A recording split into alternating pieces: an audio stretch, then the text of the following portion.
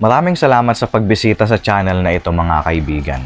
Minsan ba nagtataka ka or napapatanong kung bakit may mga verb na may S o ES kagaya ng cries, jumps, plays, deserves, prepares? Paano ginagamit yan sa sentence? Kung napapatanong ka, pues yan ang malalaman mo sa video na ito.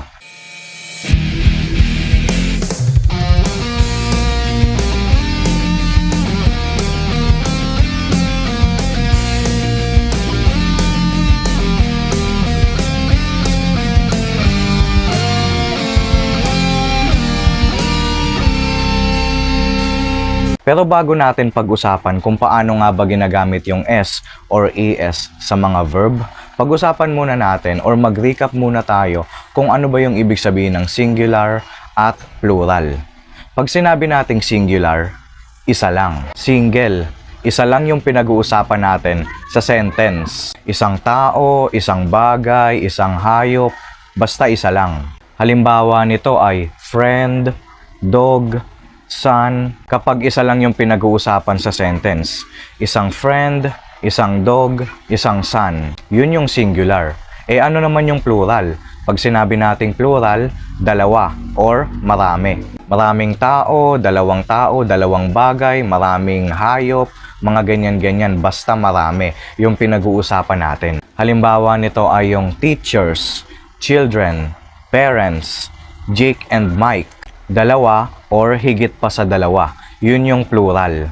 Okay, simulan na natin. Simulan natin yung without S. Hindi tayo gagamit ng S kung ang subject natin sa sentence ay plural. Halimbawa, Jake and Mike leave the classroom after cleaning it. Ano ba yung verb natin dyan? Ang verb na ginamit natin dyan ay leave. Bakit walang S? Kasi ang subject natin, ang pinag-uusapan natin sa sentence na yan ay Jake and Mike. Dalawa, di ba? Dalawa yung pinag-uusapan natin sa sentence. Kaya imbes na lives ang gamitin natin, live lang. Dahil hindi tayo naglalagay ng S or ES sa verb kapag plural yung subject. Another example, the teachers know that I can play instruments. Ano yung subject natin dyan? Ano yung pinag-uusapan natin? Ang subject natin sa sentence na yan ay the teachers. Marami, di ba? Ano yung verb na ginamit natin? Know.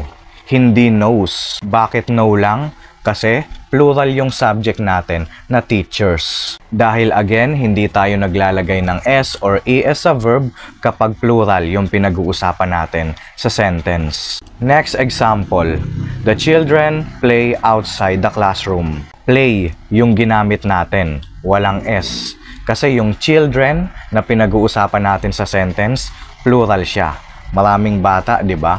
Plural yon. Ngayon, paano naman tayo gumagamit ng S or ES sa verb?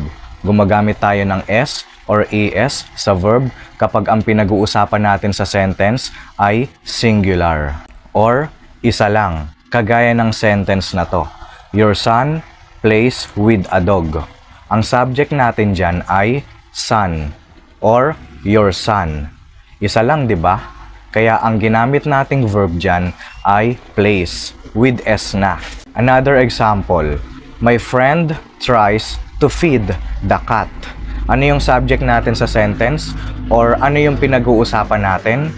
Ang pinag-uusapan natin sa sentence na yan ay yung friend or my friend. Ano yung verb na ginamit natin? Tries. Bakit with ES na? Kasi yung my friend, singular siya. Next example, the cat jumps over the table. Ano yung subject natin? The cat. Yan yung pinag-usapan natin sa sentence. Bakit jumps yung ginamit natin? Dahil yung the cat na subject natin sa sentence ay singular. Gumagamit lang tayo ng S or ES sa verb kapag ang subject natin sa sentence ay singular. Siguro naman gets mo na, di ba? Kaya sagutan natin yung mga sentence na to. Choose the correct verb to complete each sentence. Number 1. My mother blank for breakfast. Prepare or prepares. Ang tamang sagot, prepares. With S yung prepare natin. Kasi ang subject natin sa sentence ay my mother. Isa lang. Singular lang siya. Number 2. The Philippines blank to be great again. Deserve or deserves? Ang tamang sagot, deserves. With S yung deserve natin. Bakit? Ano ba yung subject natin dyan sa sentence na yan? Ang subject natin or yung pinag-uusapan natin ay yung Philippines. Isang bansa lang naman yung pinag-uusapan natin, di ba? Kaya singular lang siya. Number 3. Lina and Lyra blank to play volleyball. Learn, learns. The correct answer is learn. Bakit? Ang subject natin sa sentence, Lina and Lyra. Plural. Dalawang tao na. Kaya, hindi tayo maglalagay ng S sa verb natin. Number 4. My family blank to have a vacation after school year. Plan or plans? The correct answer is plans. Bakit? Yung subject natin na family, isa lang naman siya, singular. Kahit maraming member sa family, isang pamilya lang naman yung pinag-uusapan, kaya singular. Next sentence. The grade 10 section St. Peter blank the broken chairs. Fix or fixes? Ang tamang sagot, fixes. With ES ang ating verb. Bakit? Yung subject natin na grade 10 section St. Peter. Although maraming students yung section na yan, pero dahil section lang naman yung pinag-uusapan natin, singular lang siya. Next sentence. All students blank 1 week before the examination. Review or reviews? The correct answer is review. Because our subject is all students. Plural. Maraming estudyante or lahat ng estudyante ang pinag-uusapan natin. Kaya ang verb natin must be without S. Sana may natutuhan ka sa video natin ngayon. At kung natuwa ka sa video natin ngayon, like mo naman.